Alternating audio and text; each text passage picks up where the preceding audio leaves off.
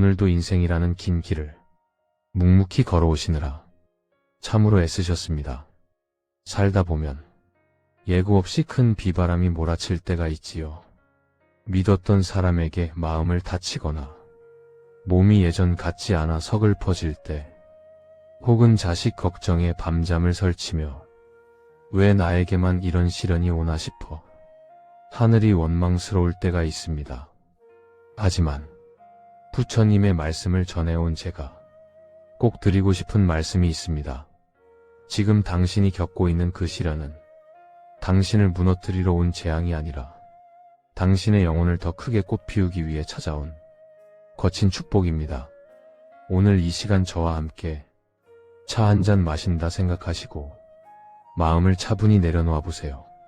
부처님께서 고통 속에 잠긴 제자들에게 건네셨던 그 따뜻한 지혜의 손길을 오늘 여러분께 전해드리겠습니다.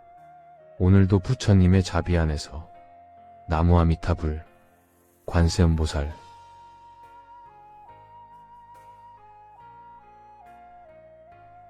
부처님께서는 말씀하셨습니다. 이 세상에 변하지 않는 것은 아무것도 없다. 지금 겪고 계신 그 고통이 영원할 것 같아 두려우신가요? 하지만 기억하십시오. 가장 어두운 밤도 결국 새벽에 자리를 내어주고 아무리 매서운 겨울바람도 봄볕 앞에서는 잦아듭니다. 인생은 흐르는 강물과 같습니다. 고통이라는 돌덩이가 강물 속에 던져졌을 때 물을 잡으려 애쓰면 물결만 더 일렁입니다. 그저 흐르게 두십시오. 고통 또한 인연에 따라왔으니 인연이 닿으면 반드시 떠나갑니다. 마음의 관찰자가 되어주세요. 아픔이 찾아올 때 나는 왜 이렇게 괴로울까 하고 그 속에 빠지지 마시고, 아, 지금 내 마음에 괴로움이라는 구름이 지나가고 있구나 하고 한 걸음 떨어져 바라보세요. 바라보는 순간 고통은 힘을 잃기 시작합니다.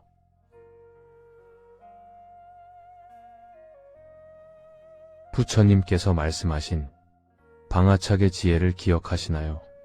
무거운 짐을 내려놓으라는 뜻입니다.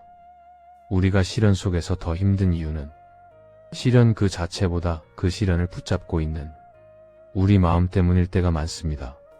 어떻게 나한테 이럴 수 있어? 그때 그러지 말았어야 했는데 하는 후회와 집착이 우리를 더 깊은 늪으로 밀어넣습니다. 손을 펴야 선물이 들어옵니다. 주먹을 꽉 쥐고 있으면 아무것도 담을 수 없습니다. 과거의 상처, 누군가를 향한 원망을 이제 그만 내려놓으세요. 그것은 상대를 용서하는 것이 아니라 괴로워하는 나 자신을 구원하는 유일한 길입니다. 시련은 마음의 근육을 만듭니다. 울퉁불퉁한 돌길을 걸어야 발바닥이 단단해지듯 마음의 시련은 우리를 더 깊은 자비의 길로 인도합니다. 이 고통 덕분에 내가 타인의 아픔을 이해하는 따뜻한 마음을 얻었구나 라고 생각의 방향을 살짝만 돌려보십시오. 부처님 곁에서 수행하던 한 제자가 물었습니다. 스승님, 괴로움이 사라지지 않는데 어떻게 감사할 수 있습니까? 부처님께서는 미소 지으며 답하셨습니다. 감사란 즐거울 때 하는 것이 아니라 괴로움 속에서도 나를 깨우는 인연을 발견하는 수행이니라. 여러분, 오늘부터 딱 3가지만 감사해 보시는 건 어떨까요? 숨 쉴 수 있음에 감사합니다. 이 공기 속에 부처님의 자비가 있습니다. 걸을 수 있음에 감사합니다. 이 땅이 나를 지탱해주고 있습니다. 배울 수 있음에 감사합니다. 고통을 통해 인생의 참뜻을 알아가고 있습니다. 감사하는 마음을 내는 순간 우리를 옥죄던 어두운 업의 에너지는 힘을 잃고 사라집니다. 불평은 불행을 부르고 감사는 복을 부릅니다. 지금 이 순간 입가에 작은 미소를 지으며 이만하니 다행이다, 감사합니다 라고 졸여보세요. 그 소리가 당신의 운명을 바꾸는 시작이 될 것입니다.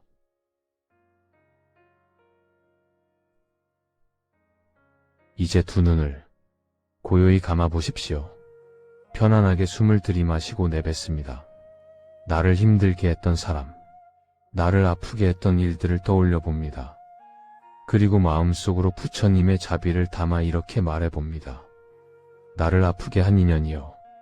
당신도 나처럼 삶이 고달파 그랬겠지요. 당신이 평온해지길 바랍니다. 그리하여 나 또한 이 미움에서 자유로워지길 바랍니다. 나에게 찾아온 시련이여. 나를 단단하게 만들어주어 고맙습니다. 나는 이제 당신을 원망하지 않고 당신이 남긴 지혜만을 간직하겠습니다. 여러분, 당신은 혼자가 아닙니다. 당신의 눈물 속에 부처님이 함께 계시고 당신의 아픔 속에 우주의 지혜가 담겨 있습니다. 당신은 이미 충분히 귀하고 아름다운 분이십니다. 지는 노을이 아름다운 이유는 하루의 모든 풍파를 견뎌냈기 때문입니다. 여러분의 삶도 그렇습니다. 지금의 시련은 여러분의 인생이라는 대서사시에서 가장 깊은 울림을 주는 대목이 될 것입니다. 오늘 이 영상이 마음의 짐을 조금이라도 덜어드렸다면 좋겠습니다. 힘들 때마다 언제든 이 글을 다시 찾아주세요. 제가 이곳에서 늘 여러분의 평안을 위해 기도하고 있겠습니다. 마음의 평화가 곧 복입니다.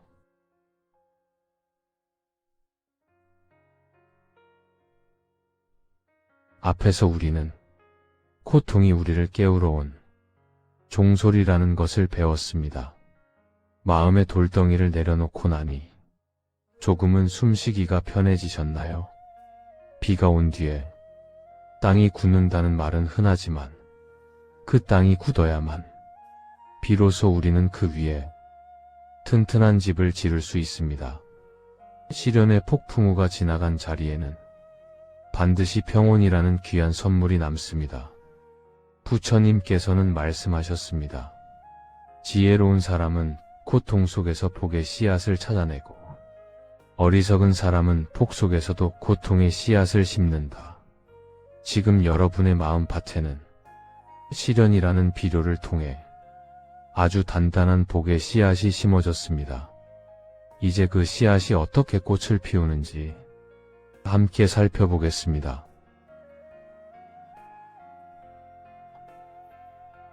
인생을 살다 보면 나를 아프게 한 사람도 있고 손해를 끼친 사람도 있습니다. 하지만 세월의 높은 곳에서 내려다보면 그들 역시 나를 수행의 길로 이끈 고마운 존재들임을 알게 됩니다. 거친 파도가 유능한 뱃사공을 만듭니다.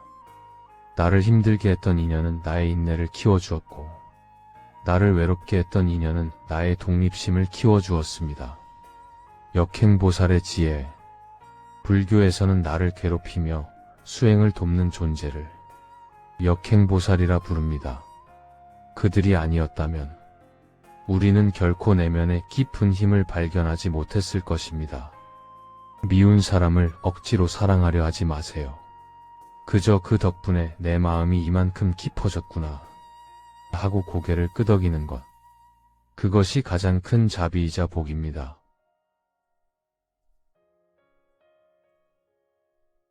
우리는 자꾸 미래의 어느 날, 혹은 자식이 성공했을 때, 병이 다 나았을 때 복이 올 것이라 믿습니다. 하지만 부처님께서는 지금 이 순간, 여러분이 앉아 계신 그 자리가 바로 극락이라고 말씀하십니다. 안심이 곧 복입니다. 큰 재물이 없어도 마음이 시끄럽지 않다면 그것이 최고의 복입니다. 자식 걱정해서 잠시 놓여나 차 한 잔의 온기를 온전히 느끼는 그 순간이 바로 부처님의 가피입니다. 작은 것들의 경이로움, 길가에 핀 이름 모를 풀꽃, 창가로 스며드는 따스한 햇살, 아침에 눈을 떠 다시 시작할 수 있는 하루. 시련을 겪어본 사람만이 이 작은 것들이 얼마나 큰 기적인지 압니다. 그 기적을 알아차리는 것이 바로 깨달음입니다.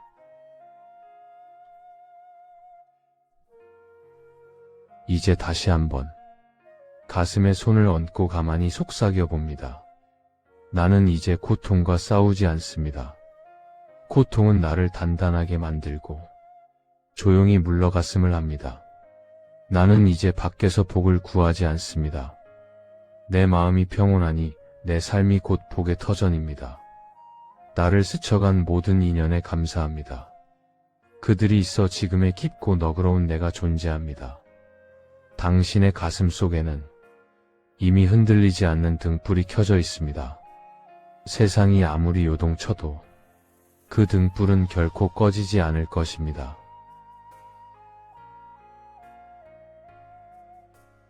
인생의 저녁 노을은 그 어느 때보다 장엄합니다. 그 빛은 누군가를 비추기 위함이 아니라 하루를 온전히 살아낸 자신을 축복하기 위한 빛입니다. 시련의 강을 건너오신 여러분, 정말 고생 많으셨습니다.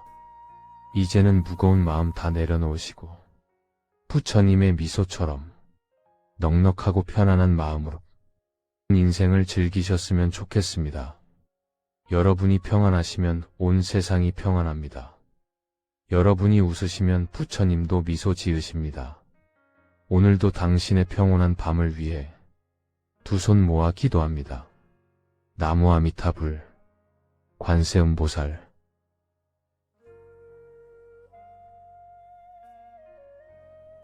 시련의 긴 터널을 지나 이제야 마음의 평안을 찾고 집안에 웃음꽃이 피기 시작했다면 참으로 다행이고 축하드려야 할 일입니다. 그렇지만 부처님께서는 재앙은 복 속에 숨어 있고 복은 재앙 속에 숨어 있다 고 말씀하셨습니다. 시련이 올 때는 긴장하여 마음을 타잡지만 오히려 형편이 좋아지고 마음이 편안해질 때 우리는 자신도 모르게 방심하곤 합니다. 어렵게 모은 복이 모래성처럼 허무하게 무너지지 않도록 이번엔 복이 찾아왔을 때 우리가 반드시 경계해야 할 마음의 태도에 대해 이야기 나누어 보려 합니다. 복이 찾아오면 가장 먼저 고개를 드는 것이 바로 교만함입니다. 역시 내가 열심히 해서 잘 된 거야. 저 사람은 노력이 부족해서 힘든 거야. 하는 마음이 슬그머니 올라옵니다. 복은 나만의 것이 아닙니다. 부처님께서는 모든 것이 연결되어 있다는 연기를 가르치셨습니다. 내가 받은 복은 나의 노력뿐만 아니라 보이지 않는 수많은 인연의 도움으로 이루어진 것입니다. 하신 마음을 낮추세요. 벼가 익을수록 고개를 숙이듯 복이 충만할수록 마음을 더 낮추어야 합니다. 교만한 마음이 드는 순간 그동안 쌓아온 자비의 공덕은 한순간에 타버리고 맙니다. 이 모든 것이 은혜입니다. 라는 겸손함이 복을 영원히 머물게 합니다. 고여있는 물은 썩기 마련이고 쓰기만 하고 채우지 않는 통장은 언젠가 바닥이 납니다. 복도 이와 같습니다. 복을 아끼는 석복. 형편이 좋아졌다고 해서 함부로 낭비하거나 방종해서는 안 됩니다. 소박한 삶을 유지하며 내게 온 복을 아껴 쓰는 것이 부처님의 가르침입니다. 복을 나누는 종복. 내게 온 복을 나 혼자 누리려 하면 복의 기운은 거기서 멈춥니다. 하지만 그 복을 주변의 힘든 이웃과 따뜻하게 나누면 그것은 다시 새로운 복의 씨앗이 되어 더 크게 돌아옵니다. 나눔이란 꼭 거창한 것이 아닙니다. 따뜻한 말 한마디, 누군가를 위한 진심 어린 기도 한 구절이 가장 큰 보시입니다. 복이 오면 우리는 그것을 잃을까 봐 두려워하기 시작합니다. 건강이 좋아지면 다시 아플까 봐 걱정하고 자식이 잘 되면 그 운이 닿을까 봐 전전긍긍합니다. 오고 감에 연연하지 마세요. 복 또한 인연에 따라왔으니 인연이 닿으면 갈 수 있음을 미리 받아들이는 지혜가 필요합니다. 내 것이라는 집착을 내려놓을 때 우리는 역설적으로 그 복을 온전히 누릴 수 있습니다. 마음의 평온이 진짜 복입니다. 밖에서 온 복은 언젠가 변하지만 내 안에서 닦은 마음의 복은 변하지 않습니다. 상황이 좋을 때일수록 더욱 정진하여 마음의 중심을 잡으십시오.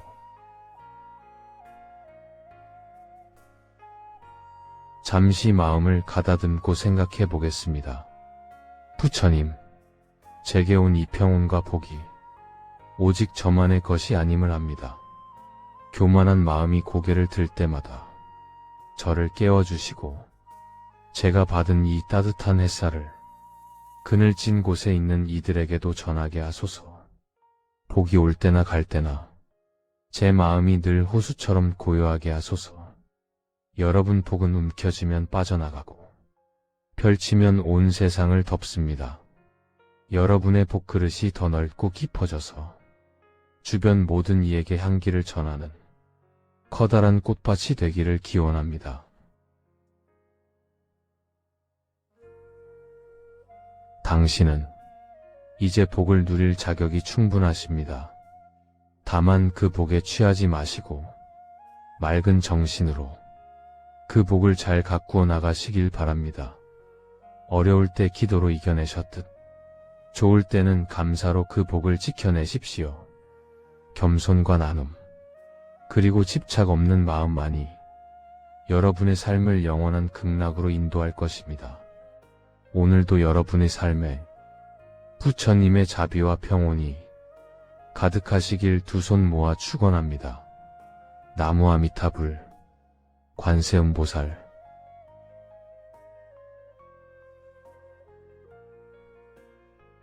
오늘도 자식 걱정에 마음 한구석이 묵직하진 않으신가요? 저 녀석이 앞길을 잘 헤쳐나갈까? 나중에 내가 없어도 복 받으며 살아야 할 텐데. 우리는 자식에게 하나라도 더 물려주려 애쓰지만 부처님께서는 말씀하셨습니다. 진정한 유산은 눈에 보이는 재물이 아니라고 말씀하셨습니다. 재물은 화재나 도둑에 사라질 수 있지만 부모가 닦아 자식에게 이어준 공덕의 뿌리는 평생 그 아이를 지켜주는 가장 든든한 방패가 됩니다. 오늘은 내 자식의 앞날에 복의 꽃길을 열어주는 부모의 지혜에 대해 이야기해 보겠습니다. 부처님께서는 부모는 집안에 살아있는 부처라고 하셨습니다. 자식은 부모의 뒷모습을 보고 자라며 부모가 지은 업의 향기를 그대로 맡으며 성장합니다. 내가 먼저 복을 지어야 자식에게 흘러갑니다. 집안의 어른인 여러분이 이웃에게 자비를 베풀고 원망 대신 감사를 선택할 때 그 맑은 기운이 자녀의 삶으로 흘러 들어갑니다. 이것이 바로 가풍이라는 이름의 복입니다. 비난 대신 축원을 하세요. 자식이 내 맘 같지 않아 화가 날 때 비난의 말 한마디는 자식의 복그릇에 금을 가게 합니다. 화가 치밀 때일수록 너는 부처님의 가호 아래 반드시 잘 될 것이다 라고 마음속으로 축원해 주세요. 부모의 진심 어린 축원은 우주에서 가장 힘이 센 기도입니다. 자식이 어려움을 겪을 때 부모가 해줄 수 있는 가장 큰 선물은 대신 닦아주는 마음입니다. 부모의 기도는 자식의 앞길을 밝히는 등불입니다. 자녀의 이름을 부르며 정성껏 올리는 기도는 자녀가 과거에 지은 무거운 업을 녹여주는 힘이 있습니다. 자녀가 힘들 때 내가 너를 위해 기도하고 있다는 그 한마디는 자녀에게 세상 그 무엇보다 큰 심리적 복락이 됩니다. 집착의 끈을 놓고 자비의 끈을 잡으세요. 자식을 내 소유물로 생각하고 조바심을 내는 것은 집착입니다. 집착은 자식을 숨막히게 하지만 부처님께 자식을 맡기는 마음으로 올리는 방아착의 기도는 자식의 운명을 밝게 바꿉니다. 고기를 잡아주는 것보다 고기 잡는 법을 가르쳐 주라는 말이 있지요. 자식에게 복을 물려주는 가장 확실한 방법은 자식이 스스로 복을 지를 수 있게 돕는 것입니다. 나눔의 기쁨을 보여주세요. 부모님이 작지만 선한 나눔을 실천하는 모습을 보여줄 때 자녀는 자연스럽게 세상을 향한 자비심을 배웁니다. 자비로운 마음을 가진 사람은 어디에 가서도 사람들의 도움을 받는 인복을 누리게 됩니다. 자녀의 이름으로 소액이라도 어려운 곳에 기부하거나 보시를 해보세요. 그 아이의 이름으로 심어진 선업의 씨앗은 언젠가 그 아이가 절벽 끝에 섰을 때 보이지 않는 손길이 되어 그를 끌어올려 줄 것입니다. 이제 편안히 앉아 자녀의 얼굴을 떠올려 보십시오. 그 아이가 어렸을 때의 천진한 미소를 기억하며 마음속으로 부처님께 간절히 청해 봅니다. 자비로우신 부처님, 부족한 제가 지은 작은 공덕이 있다면 모두 제 자식에게 전해지길 원합니다. 제 아이가 겪는 시련이 있다면 제가 대신 닿게 하시고 그 아이의 앞날에 지혜와 용기의 빛을 비추어 주소서. 남을 돕는 넉넉한 마음을 가진 사람으로 살아가게 하시고 어디를 가든 좋은 인연들이 그를 돕게 하소서. 부모의 눈물 어린 기도는 결코 허공에 흩어지지 않습니다. 그 정성은 자녀의 생명줄이 되어 든든하게 뿌리내릴 것입니다. 자식에게 큰 재물을 주지 못했다고 미안해하지 마세요. 오늘 여러분들이 올린 그 간절한 감사와 자비의 마음이 이미 자식에게는 수십억의 재산보다 값진 영원한 복으로 쌓이고 있습니다. 부모가 맑게 살면 자식의 앞길은 저절로 밝아집니다. 오늘도 자식을 사랑하는 그 마음을 부처님께 올리는 향기로운 기도로 바꾸어 보십시오. 여러분과 여러분의 귀한 자제분들 앞날에 늘 부처님의 가피가 가득하길 기원합니다. 나무 아미타불, 관세음보살. 긴 시간 함께 해주셔서 고맙습니다. 오늘 우리가 나눈 부처님의 지혜가 여러분의 가슴 속에 작은 등불이 되었을까요? 세상은 여전히 거칠고 때로는 차갑게 느껴질지도 모릅니다. 하지만 분명히 아셔야 할 것이 있습니다. 당신의 마음 속에는 이미 어떤 풍파에도 꺼지지 않는 지혜의 등불이 켜져 있다는 사실입니다. 이제 고통을 두려워하지 마세요. 당신은 그것을 다스릴 힘을 이미 가지고 있습니다. 시련이 오면 또 다른 복이 오는구나 하고 맞이하십시오. 당신은 혼자가 아닙니다. 당신이 가는 그 길 위에는 항상 수많은 인연과 부처님의 가호가 함께하고 있습니다. 당신은 그 자체로 충분히 귀한 존재입니다. 내일도 씩씩하고 평온한 모습으로 다시 뵙겠습니다. 나무 아미타불, 관세음보살.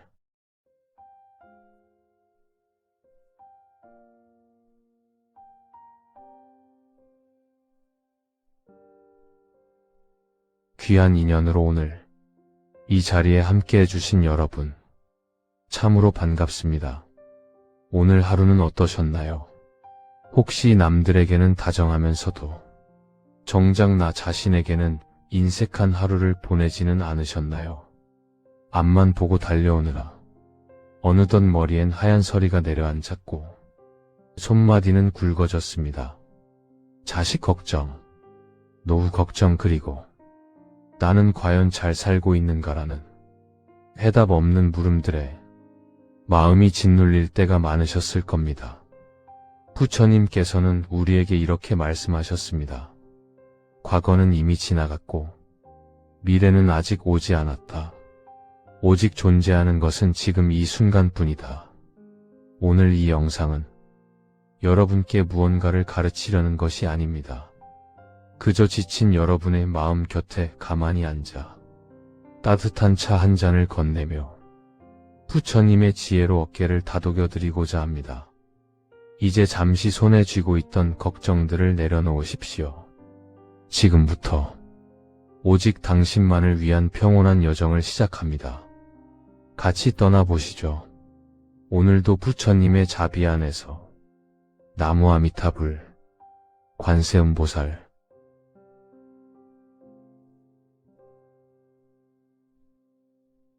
우리는 살아가면서 가끔 자신에게 너무 많은 질문을 던집니다. 왜 나는 아직 여기일까? 왜 이렇게 더딜까? 남들처럼 쉽게 가지 못할까? 부처님께서는 사람의 고통은 상황 그 자체보다 그 상황을 대하는 마음에서 비롯된다고 말씀하셨습니다. 지금의 질문들 역시 스스로를 재촉하고 다그치기 위해 우리 마음속에 머무는 경우가 많습니다. 하지만 불교에서는 멈춰 있음도 하나의 인연이라 말합니다. 겉으로 아무 일도 일어나지 않는 것처럼 보여도 그 시간 역시 다음의 삶을 만들어가는 소중한 과정입니다. 부처님의 제자 중 주리반특이라는 이가 있었습니다. 남들은 수천 구절을 외울 때 그는 이름조차 못 외워 비웃음을 샀지요. 그 이야기를 알게 되신 부처님께서 슬퍼하고 있는 주리반특을 불러 말씀하셨습니다. 먼지를 털고 때를 닦아보아라. 그날부터 주리반특은 이 두 가지만 속으로 외우면서 마당을 쓸었습니다. 그로부터 시간이 지나고 주리반특은 깨달았습니다. 닦아야 할 먼지는 마당에 있는 것이 아니라 내 마음속에 쌓인 탐욕과 시기심이었구나. 이름조차 못 외워 비웃음을 사던 그는 부처님께서 말씀해 주신 단 한 구절을 수년간 삶으로 실천해 결국 깨달음을 얻어 아라한의 경지를 이뤘습니다. 부처님께서는 그런 그를 보며 말씀하셨습니다. 비록 수천 구절의 경전을 외울지라도 그 뜻을 모르면 유익함이 없다. 비록 단 한 구절이라도 그 뜻을 알아 마음의 평온을 얻는다면 그것이 진정한 깨달음이다. 부처님께서는 씨앗은 땅 속에서 오래 머문 뒤에야 싹을 틔운다고 비유하셨습니다. 겨울의 나무를 떠올려 보십시오. 겉으로 보면 아무 일도 하지 않는 것처럼 보이지만 그 시간 동안 나무는 뿌리를 지키며 다음 계절을 견딜 힘을 모읍니다. 불교에서는 이 시간을 무의라 부릅니다. 지금 당신의 느림은 뒤처지는 것이 아니라 당신의 마음이 부서지지 않도록 삶이 먼저 속도를 낮춘 자비의 신호일지도 모릅니다. 그러므로 삶의 속도를 자연에 맡겨 보십시오. 꽃이 피지 않는 계절이라 해서 나무가 죽어 있는 것이 아니듯 당신의 삶 또한 멈춘 것이 아닙니다. 당신은 틀린 길에 있는 것이 아니라 지금 이 순간 당신만의 가장 적절한 계절을 통과하고 있을 뿐입니다. 우리가 견디기 힘든 순간은 고통 그 자체보다 이 시간이 끝나지 않을 것 같다고 느낄 때입니다. 비가 오는 날, 우산이 없어서 힘든 것이 아니라 지금 오고 있는 이 비가 평생 내릴 것 같다고 믿는 순간부터 마음은 무너집니다. 부처님께서는 이를 두 번째 화살에 비유하셨습니다. 첫 번째 화살인 고통은 맞을 수밖에 없지만 그것을 붙잡고 괴로워하는 두 번째 화살은 스스로 쏘지 말라는 가르침입니다. 시련은 언제나 잠시 머물다 가는 손님인데 우리는 그 손님을 주인처럼 모셔놓고 스스로를 괴롭힙니다.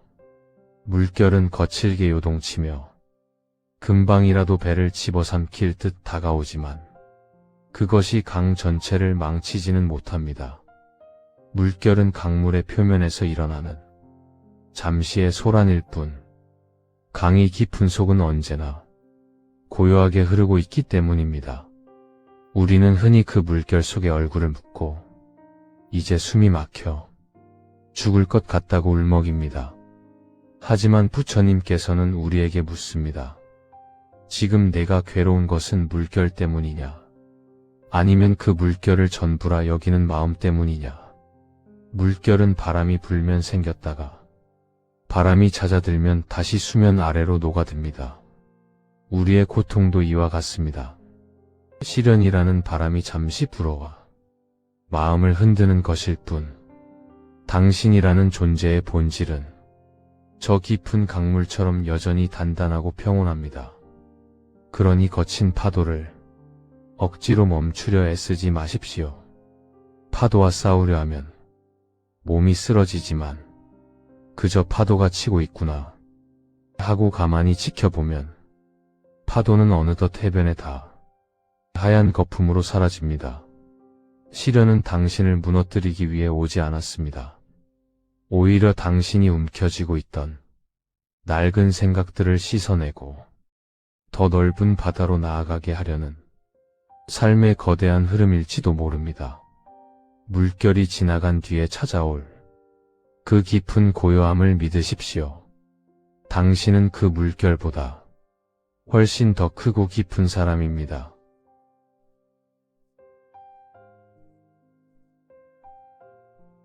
부처님께서는 고통을 마음을 깨우는 종소리에 비유하셨습니다.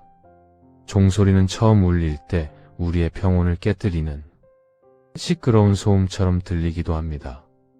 하지만 그 소리가 울리는 진짜 목적은 길 잃은 사람들을 불러 모으고 잠든 정신을 깨우기 위함입니다.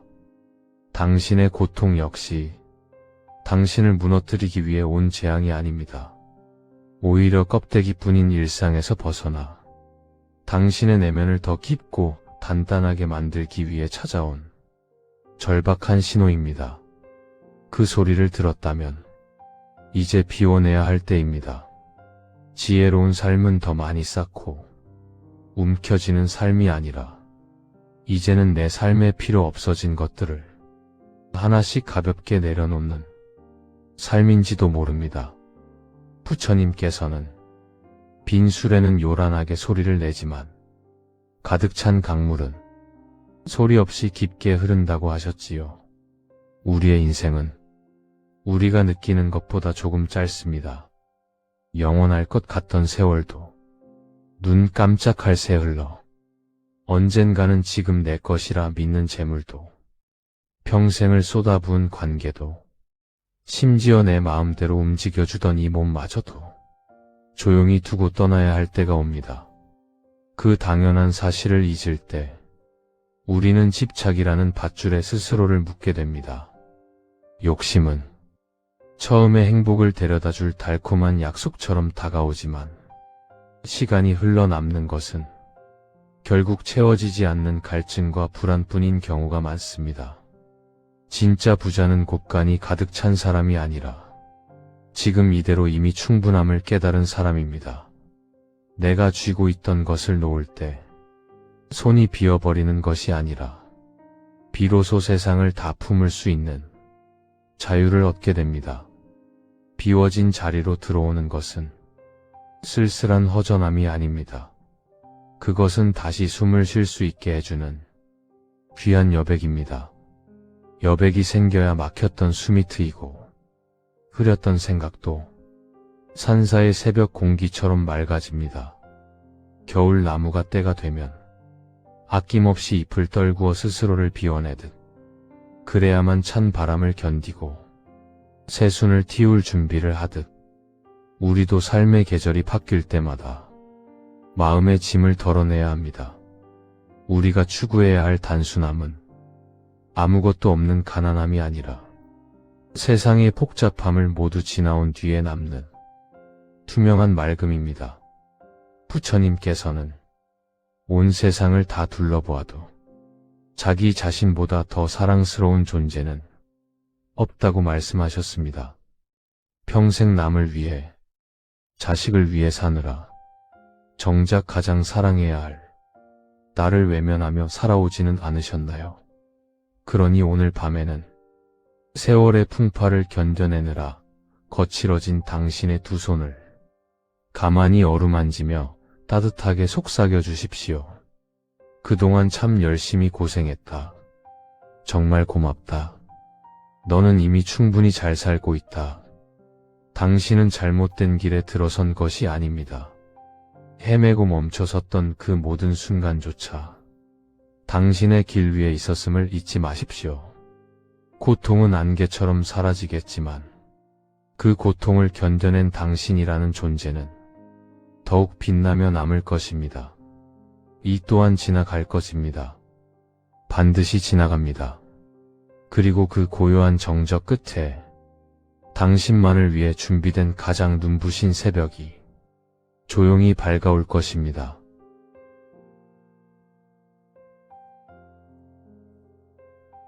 인연이 하나둘 멀어지는 것이 서글프고 외로우신가요?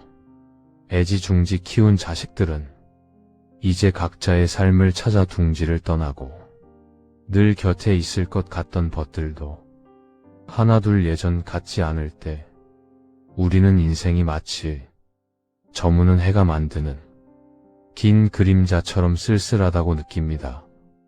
텅 빈 거실에 홀로 앉아 있으면 세상에 나만 홀로 남겨진 듯한 공허함이 밀려오기도 하지요. 하지만 부처님께서는 그런 우리를 향해 준엄하면서도 따뜻하게 말씀하셨습니다. 무소의 뿔처럼 혼자서 가라. 이 가르침은 결코 세상과의 인연을 끊으라는 매몰찬 톡단이 아닙니다. 남의 손에 들린 등불에 내 인생의 행로를 맡기지 말고 내 안에 이미 태양처럼 타오르고 있는 소중한 등불을 비로소 발견하라는 깊은 뜻입니다. 생각해 보십시오. 부처님께서는 평생 수천 명의 제자와 함께하며 중생을 구제하셨지만 결정적인 깨달음의 순간, 그리고 마지막 열반의 순간에는 늘 고요히 홀로 계셨습니다. 진정한 지혜와 평온은 타인의 북적임 속이 아니라 오직 고요함 속에서만 진짜 나와 마주할 수 있기 때문입니다. 혼자 있는 시간은 누군가에게 버려진 시간이 아닙니다. 오히려 평생을 남을 위해 살아온 나 자신을 가장 극진히 대접하는 시간입니다.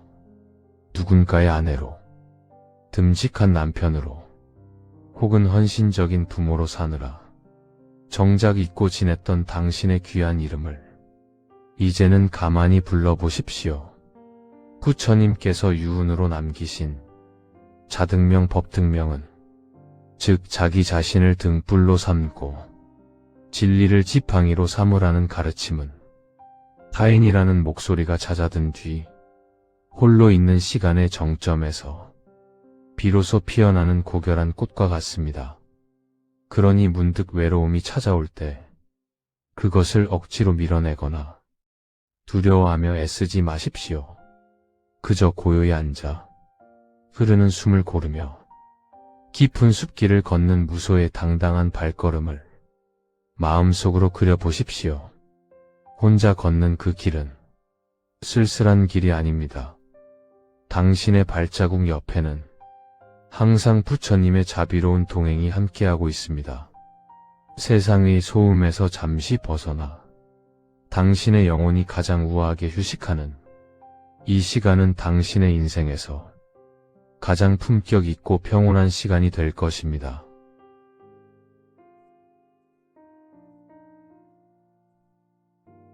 인생의 황혼기에 접어들면 우리는 깊은 밤 홀로 앉아 지나온 세월 속의 묵은 상처들을 하나둘 다시 꺼내어 보곤 합니다. 그때 나를 아프게 했던 사람에 대한 서슬퍼런 원망, 그리고 그때 더 잘했어야 했다는 자기 자신을 향한 날카로운 후회가 응어리죠. 마음 한구석을 무거운 바위처럼 짓누릅니다. 부처님께서는 말씀하셨습니다. 미움은 미움으로 사라지지 않는다. 오직 사랑과 자비만이 미움을 멈추게 한다. 이것은 영원한 우주의 진리이다. 여기서 말하는 자비는 결코 거창하거나 먼 곳에 있는 것이 아닙니다. 그것은 바로 나를 괴롭히던 지독한 기억의 감옥으로부터 나 자신을 비로소 풀어주는 일입니다. 99명의 목숨을 앗아갔던 잔인한 살인자 앙굴리말라를 떠올려 보십시오. 세상 모두가 그를 돌팔매질할 때 부처님께서는 그를 자비의 품으로 안으셨습니다. 과거의 어둠에 사로잡혀 울고 있는 그에게 부처님께서는 말씀하셨지요. 멈추어라 앙굴리말라여. 나는 이미 멈추었다. 너 또한 그 마음의 칼날을 멈추어라. 부처님께서는 그에게 과거의 무게에 짓눌려 평생 죄인으로 살지 말고 지금 이 순간 당신 안에서 새롭게 피어나는 선한 의지에 온 마음을 집중하라고 하셨습니다. 여러분 이제 그만 당신 자신을 용서해 주십시오. 우리는 완벽하지 않았기에 인간이었고 그 투박한 부족함 속에서도 오늘 이 자리까지 오기 위해 매 순간 최선을 다해 살아왔습니다. 미움이라는 것은 마치 뜨거운 숯덩이를 손에 꽉 쥐고 상대에게 던지려 하는 것과 같습니다. 상대를 맞히기도 전에 그 숯덩이를 쥐고 있는 나의 손바닥이 가장 먼저 타버리고 맙니다. 오늘 밤 잠자리에 들기 전 세월의 풍파를 견뎌내느라 마디가 굵어진 당신의 거친 손을 가만히 어루만지며 이렇게 속삭여주세요. 열심히 사느라 참 고생했다. 얼마나 힘들었니? 그런데도 참 잘 견뎌주었구나. 고맙다. 나는 이제 너의 모든 허물을 내려놓고 너를 있는 그대로 사랑한다. 비로소 나 자신을 따뜻하게 안아줄 때 세상에 꼬여있던 모든 인연도 비로소 부드러운 눈으로 바라볼 수 있는 여유가 생깁니다. 당신은 결코 틀린 길을 걸어온 것이 아닙니다.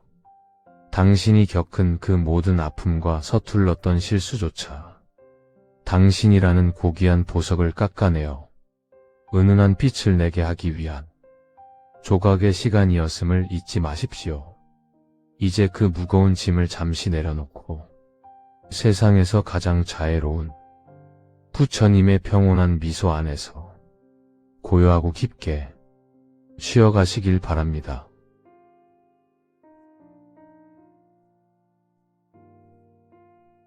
여러분, 긴 시간 동안 부처님의 말씀과 함께하며 마음속 응어리가 조금은 풀리셨나요? 우리는 평생 무언가를 이루어야만 가치 있다고 믿어왔습니다. 하지만 오늘 부처님께서는 우리에게 말씀하셨습니다. 그저 숨 한 번 온전히 쉬는 것만으로도 당신은 이미 충분히 고귀하다고 말이지요. 고통은 흐르는 강물처럼 당신을 지나쳐 갈 것이고 멈춰있던 시간은 당신의 뿌리를 더 단단하게 만들었을 뿐입니다. 이제 미웠던 인연도 서글펐던 기억도 그리고 무엇보다 마음에 들지 않았던 나 자신도 가만히 놓아주십시오. 당신은 오늘을 살아냈고 그것만으로도 이미 삶이라는 큰 수행을 훌륭히 해내셨습니다. 영상을 마치고 잠자리에 드실 때 여러분의 마음속에 부처님의 가피가 가득하기를 간절히 발언합니다. 당신의 내일은 오늘보다 조금 더 가볍고 당신의 미소는 오늘보다 조금 더 단단해질 것입니다. 함께 해주셔서 감사합니다. 당신은 존재만으로도 이미 빛나는 보석입니다. 편안한 밤 되십시오. 나무아미타불, 관세음보살.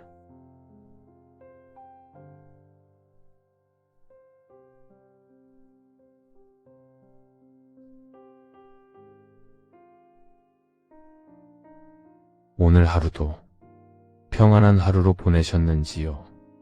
여러분들은 인생을 살며 가장 마음을 무겁게 만드는 것이 무엇인가요?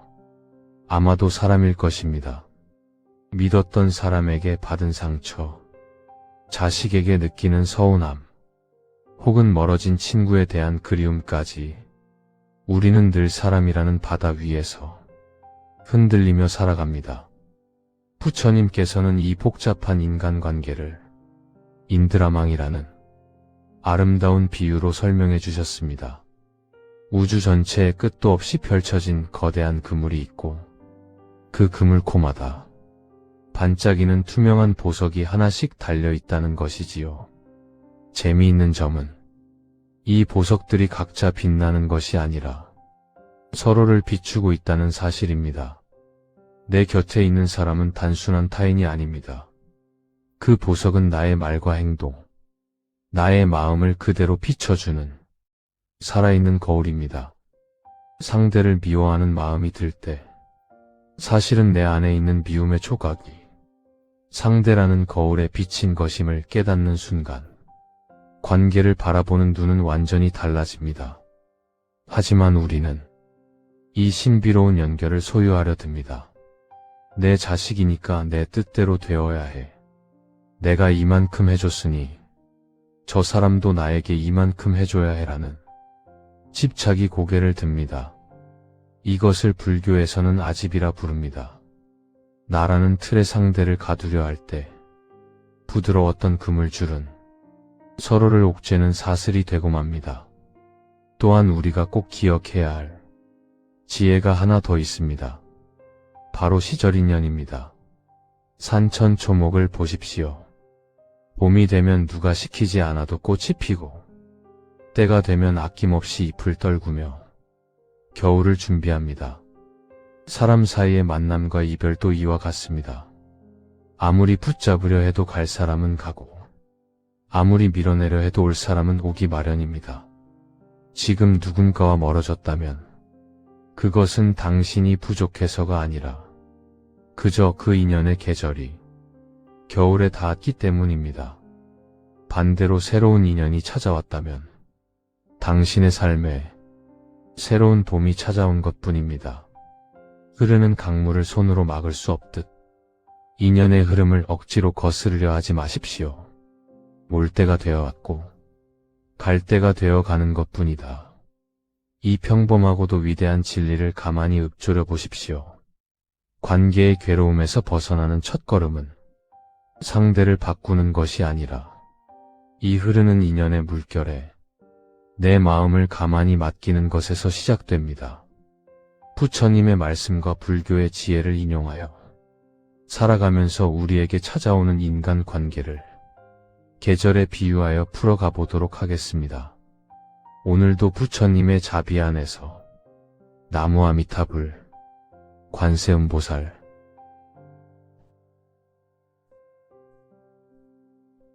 살다 보면 문득 생각나는 얼굴들이 참 많지요.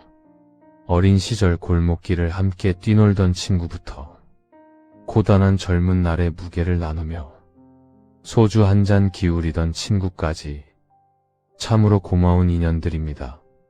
부처님께서는 우리 곁의 친구를 삶이라는 강을 함께 건너는 뗏목에 비유하셨습니다.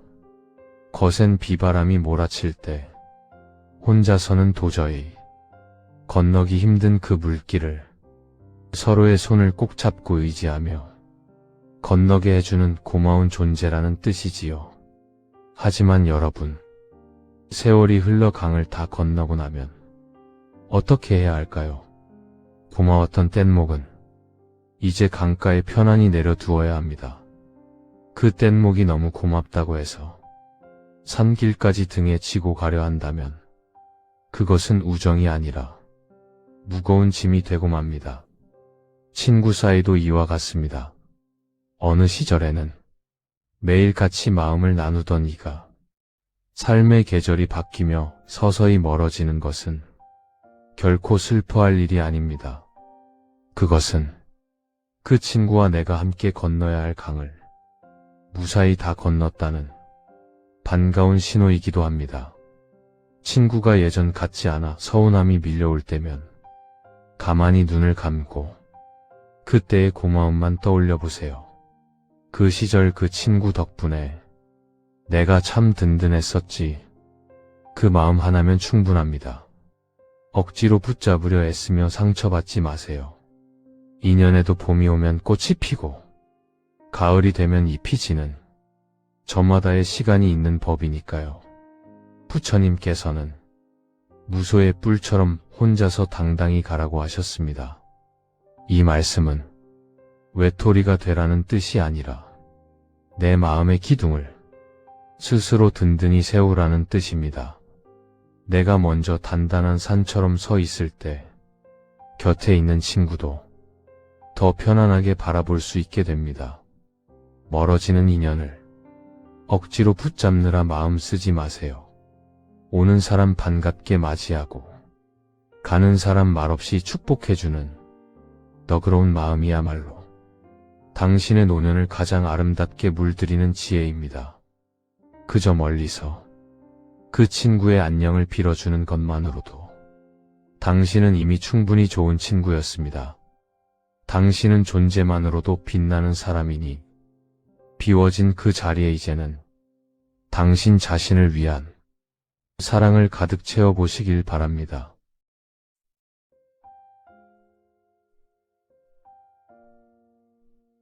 평생 일터에서 혹은 여러 모임에서 참 많은 분을 만나며 살아오셨지요. 기분 좋게 웃으며 손잡던 날도 있었지만 때로는 말 한마디에 마음이 덜컥 내려앉아 밤잠을 설치던 속상한 날도 분명 있으셨을 겁니다. 불교에서는 우리가 사회에서 만나는 인연들을 잠시 같은 배를 타고 강을 건너는 사람들이라고 말합니다. 저마다 가고 싶은 목적지는 다르지만 잠시 같은 방향이라 한 배에 몸을 실은 것이지요. 배가 강 저편 기슭에 닿으면 각자 자기 갈 길을 찾아 뿔뿔이 흩어지는 것이 자연의 이치입니다. 그런데 우리는 왜 그 잠깐 스쳐 지나가는 인연들이 던진 말에 마음의 상처를 깊게 낼까요? 나를 무시하는 건가? 어떻게 나한테 그럴 수 있지? 하는 생각들이 우리를 자꾸만 괴롭힙니다. 그럴 때마다 부처님께서는 마음의 눈을 조금만 넓게 떠보라고 하셨습니다.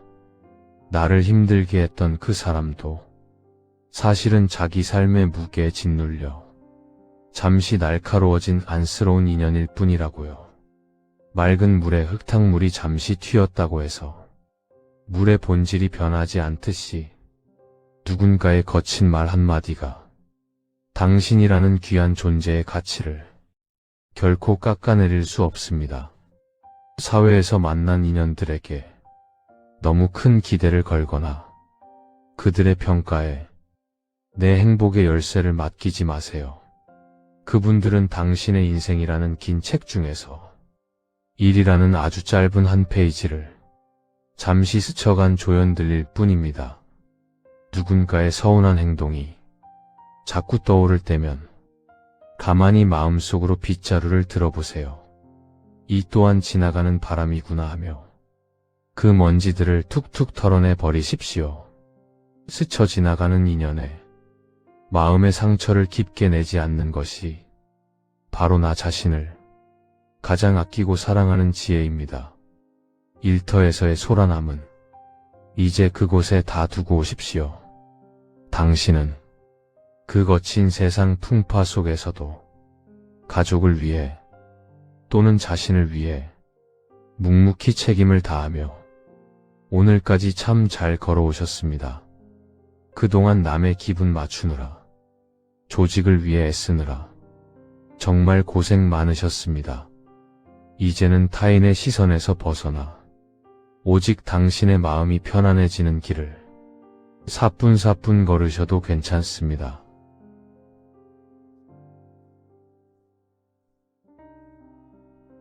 인생의 황혼을 함께 걷는 배우자 그리고 소중한 인연은 참으로 귀하고 고마운 분들이지요. 불교에서는 두 사람의 만남을 수만 번의 계절이 쌓여 맺어진 깊은 인연이라고 말합니다. 눈빛 한 번 나누는 것도 예사로운 일이 아니라는 뜻입니다. 그런데 왜 가장 가까운 이 사람 때문에 마음이 시리고 서운할 때가 많을까요? 그것은 아마도 상대를 나의 일부라고 생각하기 때문일 겁니다. 내 마음을 말하지 않아도 다 알아주길 바라고 내 뜻대로 움직여주길 기대하는 마음이 우리를 자꾸만 아프게 합니다. 부처님께서는 사랑을 내 것으로 만드는 것이 아니라 상대를 있는 그대로 보듬어주는 너그러운 마음이라고 하셨습니다. 나이가 들수록 곁에 있는 사람에게 서운함이 커지는 건 그 사람을 통해 나의 외로움을 다 채우려 하기 때문인지도 모릅니다. 하지만 우리는 각자의 인생을 소중히 가꾸어가는 독립된 존재들입니다. 아무리 사랑해도 상대의 마음속 짐까지 모든 걸 대신 들어줄 수는 없는 법이니까요. 배우자를 떠올릴 때 나를 행복하게 해줘야 할 존재라고 생각하지 말아보세요. 대신 각자가 예쁜 꽃을 피우는 두 그루의 나무라고 생각해보는 건 어떨까요? 두 나무가 너무 빽빽하게 붙어 있으면 숨을 쉬기 어렵듯이 서로 기분 좋은 거리를 두고 서 있을 때 비로소 그 온기가 더 따뜻하게 전해집니다. 상대가 내 마음 같지 않아 속상할 때 가만히 숨을 고르며 생각해 보세요. 저 사람도 나처럼 자기만의 고단한 삶을 묵묵히 버텨온 귀한 영혼이구나. 상대를 바꾸려고 애쓰는데 에너지를 쓰기보다 이제는 나 자신을 먼저 귀히 여기고 상대방을 존중해주는 것이 어떠할까요? 내가 먼저 내 마음의 주인으로 편안해질 때 곁에 있는 사람도 그 평온함에 함께 물들어갑니다. 억지로 맞추려 애쓰지 마세요. 그저 서로의 뒷모습을 말없이 지켜봐주는 것. 그것이 긴 세월 함께 해온 인연에 대한 가장 아름다운 예의입니다.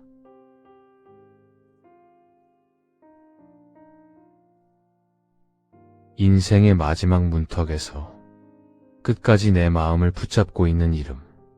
바로 가족들과 자식일 겁니다. 눈에 넣어도 아프지 않을 자식들을 위해 평생을 헌신하며 달려오신 그 세월. 참으로 고귀하고 눈물겨운 여정이었습니다. 불교에서는 자식을 가리켜 나의 몸을 잠시 빌려 이 세상에 찾아온 귀한 손님이라고 말합니다. 내 핏줄이고 내 아이라 생각하니 내 마음대로 하고 싶고 내 뜻대로 살아주길 바라는 마음이 간절해지지만 사실 자식은 저마다의 폭과 운명을 품고 태어난 독립된 영혼입니다. 우리가 자식 때문에 마음 아픈 이유는 내가 준 사랑만큼 돌려받지 못해서가 아닙니다.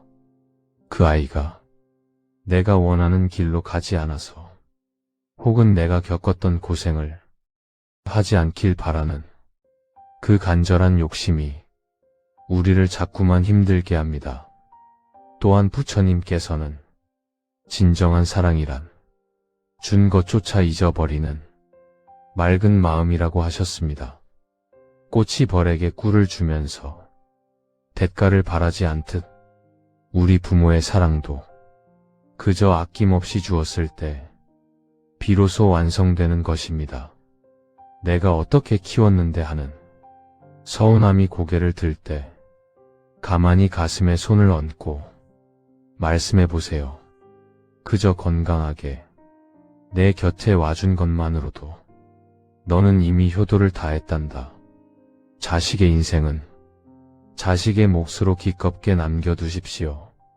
그 아이가 겪는 시행착오도, 그 아이가 넘어야 할 산도, 결국 그 아이를 성장하게 할 소중한 경험들입니다. 부모가 대신 아파해 줄 수 없듯이 자식이 걸어가야 할 길도 대신 걸어줄 수도 없는 법이니까요. 이제는 자식을 향해 뻗었던 그 애틋한 손길을 거두어 평생 뒷전이었던 당신 자신을 따뜻하게 안아주세요.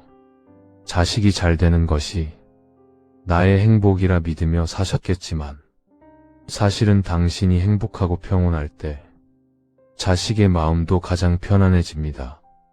가족이라는 이름의 무거운 짐은 이제 부처님 전에 잠시 내려놓으십시오. 당신은 부모로서 또 누군가의 아내와 남편으로서 이미 충분히 넘치도록 잘해오셨습니다. 후회하지 말아라. 지금까지 참 잘 살았다. 이 한마디는 자식에게 해주는 말이 아니라 평생 가족을 위해 등불이 되어준 당신 자신에게 가장 먼저 해주어야 할 축복입니다. 이제는 당신의 남은 생이 오직 당신만을 위해 아름답게 꽃피길 간절히 발언합니다.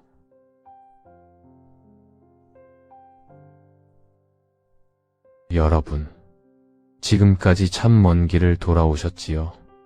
친구 때문에 웃고, 동료 때문에 속상하고, 배우자 때문에 서운하고, 자식 때문에 밤잠 설치던 그 수많은 날들, 그 모든 인연이 사실은 당신을 괴롭히려고 찾아온 원수가 아니었습니다. 그들은 당신이라는 거울을 맑게 닦아주기 위해, 또한 당신이 얼마나 깊고 넓은 마음을 가졌는지 스스로 깨닫게 하기 위해 잠시 머물다 간 고마운 손님들이었습니다. 부처님께서는 말씀하셨습니다. 온 세상을 다 둘러보아도 자기 자신보다 더 사랑스러운 존재는 없느니라. 세상 모든 인연이 파도처럼 밀려왔다 밀려가도 끝까지 당신 곁을 지키며 당신의 눈물을 닦아줄 사람은 바로 당신 자신입니다. 남의 눈치 보고 남의 기분 맞추느라 정작 당신의 마음이 홀로 울고 있는 줄도 모르고 앞만 보고 달려오진 않으셨나요? 이제는 그 애틋한 시선을 남이 아닌 당신의 야윈 어깨와 거칠어진 손마디로 돌려주세요. 그리고 가만히 속삭여 주십시오. 애쓰지 마라. 인연에도 계절이 있단다. 너는 이미 충분히 사랑하고 충분히 헌신했단다. 인연의 끈을 꽉 쥐고 있던 손등의 힘을 이제는 탁 풀어보세요. 비워진 그 손바닥 위로 비로소 오늘이라는 따스한 햇살과 평온함이 내려앉을 것입니다.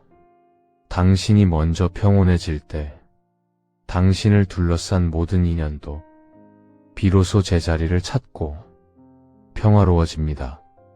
오늘 밤은 사람 걱정, 세상 걱정 다 잊으시고 오직 당신 자신만을 사랑하는 마음으로 편안히 잠드소서. 당신의 남은 생이 연꽃처럼 맑고 향기롭게 피어나길 간절히 발언합니다. 성불하십시오. 나무아미타불, 관세음보살.